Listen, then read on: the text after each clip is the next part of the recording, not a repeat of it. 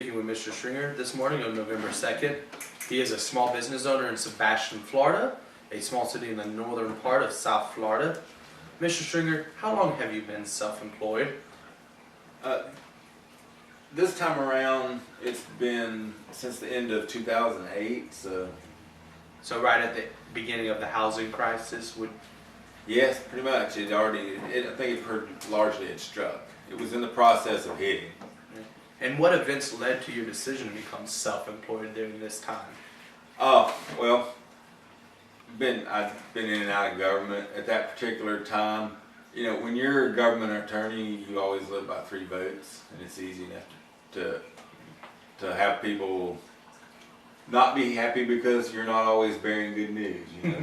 So I was city attorney for almost 10 years, and the previous record had been 5, so I doubled that. So I was back self-employed, and thankfully, you know, I had built up a lot of goodwill. A lot of people thought I did a good job. It was a high exposure, a popular thing on the local cable TV, city council in a small town, and so you know, it was tough getting into business.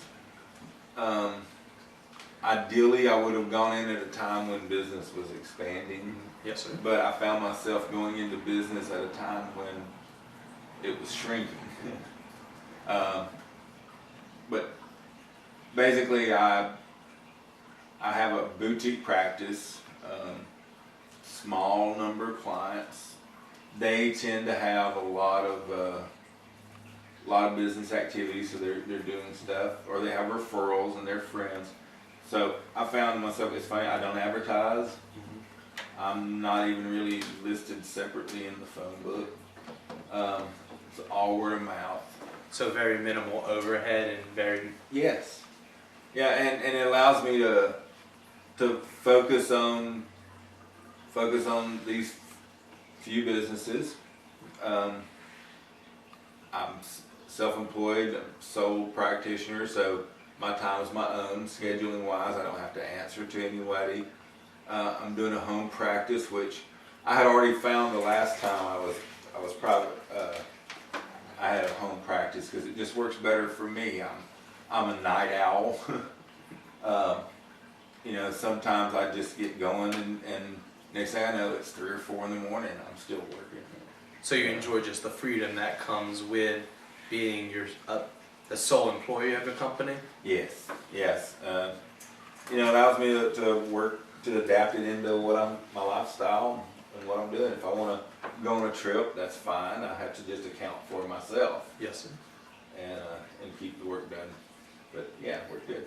Now, even though you are the only employee, do you occasionally use outside help to handle excess paperwork or billing, or you mainly just have to make time in your schedule for that?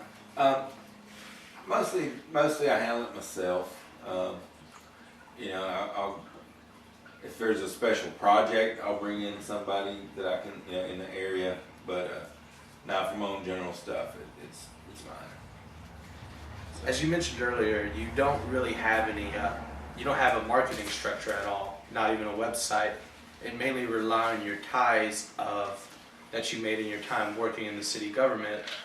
And that's actually what I wanted to speak to you of is as you enter business in the housing crisis in the year 2008, you still managed to expand your business and expand your clientele. Can you discuss any specific strategies that you had going into the housing crisis that allowed you to actually expand your business while many were shrinking? Yeah. At the time when the housing market hit its bottom, which was a year or so into my practice, the only people, the people that got active out in the market were those with some cash. You know, people who had saved their money, had their assets. If you had liquid assets, you could have bought a lot of stuff at rock bottom prices. So people with large liquid assets looking to invest? Well, yeah, I was lucky actually in that, you know, my client base had begun to grow among people who had, established businesses,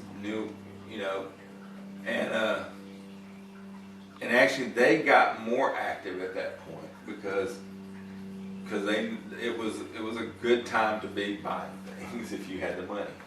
And so just making sure that it got done right, was where I was brought in, and basically I was active with.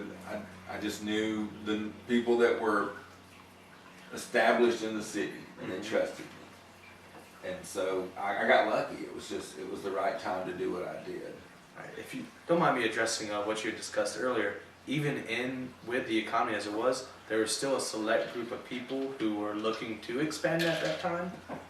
Yes, yeah. The people that had kept their assets fairly liquid, who had not gone out on a credit bench, really. Okay. It was funny the thing you were raised that save your money, have it. Well, this was the time that those who listened to their mama did well. Yes, sir. Credit got tight and everything. And if you didn't need credit, things were available. For a while there, the banks weren't loaning money at all. They were just, basically the banks shut down for a year and figured it out. And so people that had some cash did very well, got some good assets that were out there available for sale. And it's just, thankfully I worked for them. And you can credit a lot of those ties to your time in city government. Yeah, they knew they could trust me. I thought dealt with everybody. There were a couple of malcontents, but I think people trusted me. There was some heavy duty stuff I dealt with for a few years with growth issues and all the local government. We had an interlocal agreement that people were working on about countywide growth. And among the people that were working on that, they knew I had some good stuff and represented our city's possession well. Yes, sir. And from that, I guess the people that needed to technically know that I knew what I was doing, they had dealt with me there and they knew it. So my opinion was kind of respected in this. And as you mentioned earlier, you were servicing these people's needs who are looking to invest. And obviously during a period like that, there will be a lot of adjustment period to how the economy how people will conduct business in an economy like that. How and what did you do to help these people deal with that adjustment and also deal with, as you were saying, they have to purchase from banks? What mainly role did you play in facilitating that?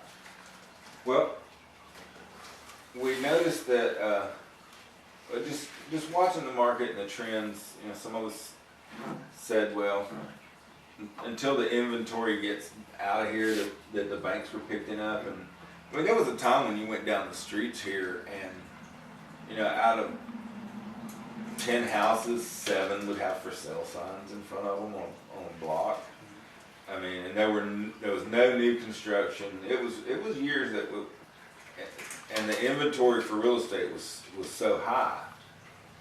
And so we were just basically figuring out that we had to get the inventory out of the market before it would ever recover. So people that were in financing, the realtors, title companies, there was just some talk and figuring out what the banks wanted. The banks didn't know what they want. They'd gone to school to be bankers, and suddenly they found themselves realtors. They had all these houses that were surrendered back and foreclosed, and the market was really in meltdown. They didn't know what they were doing. We were trying to figure out the requirements. They were getting pressure from the federal government to do something about all these tough loans. So it took about 3 years to get the system worked out. Yes, sir. But and then it actually it's gotten pretty smooth. So the funny thing is, it seems that just as we pretty much got the market figured out, all the inventory's gone. You know, so we had 2 or 3 years where I don't think, I think now we're gonna have to figure out a new ship, because it's back to, the market's pretty much going good now. And in your opinion, do you feel that business practices are going to return to '08 ways, or due to this last real estate bubble, people might take the time to actually sit down and actually come up with new methods for how we are going to have to conduct ourselves in the marketplace? I don't think people are gonna go back to the irresponsible the level we've gotten to. I don't think we're gonna see that anytime soon. I think there's too much of a sting still. So there won't be the no credit check, no income, background free loans. At that point, everyone believed that the market would continue to go up forever. And historically, they've been usually right, but I think it's going to be a while before we get over the sting of when they got it wrong. So. And as you were talking earlier, you're having to work in conjunction with banks, real estate agents. How important does those partnerships and the success of those partnerships play into your business surviving or thriving? You know, I think it's important.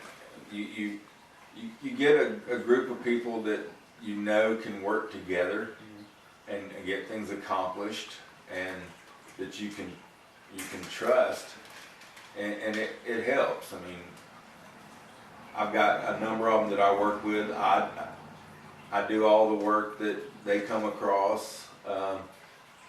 When they got a question and just need a quick answer, I'll pick up the phone and give it to them. You know, it's good for all of us. So a lot of it has become, I'll provide services and you provide services for me, but y'all aren't really charging each other? Or is it more of a, you're always willing to provide each other just friendly advice and try to maintain friendly relationships? Yeah. I mean, I'm considered general counsel to these people, and you know, an attorney. There's 3 parts to being an attorney, and one of them is counselor. And so I think I need to. When I'm the general counsel, I want to make sure that they're not doing something stupid. You know, I want them to talk to me, and so you know, I'll just answer a couple of basic questions and keep it. And kind of what's up, and you don't need to do that. And no, I'm not going to bill them for it. You know, if I bill them for it, they would begin to only talk to you when they think they need to. And the key here is they may not know that they need an attorney. You know, if something comes up, and honestly, the ones that are really good in business, they always want an attorney to look at it. So when they're doing a deal, you get it. Lastly, before we close the interview today, I'd like to ask a few personal questions if you would allow it. Okay. Before going into business for yourself, would you ever consider yourself entrepreneurial?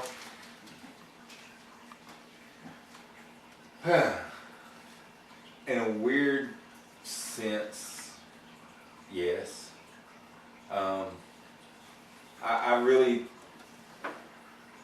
I think if I'm running entrepreneurial, to me, it means that you're building something, you're making it grow. And it's funny, because I'm a one-man shop, you would think I didn't think about that, but I've got clients that I've got most of the primary client base up here working with me. So I could easily double my output. You know, frankly, I'm almost, there's too much that I'm doing. And I need to pull back on it or something. But So you might have to look to expand in the future? yeah, I've got to expand or cut back. I mean, I guess I could. You would take less.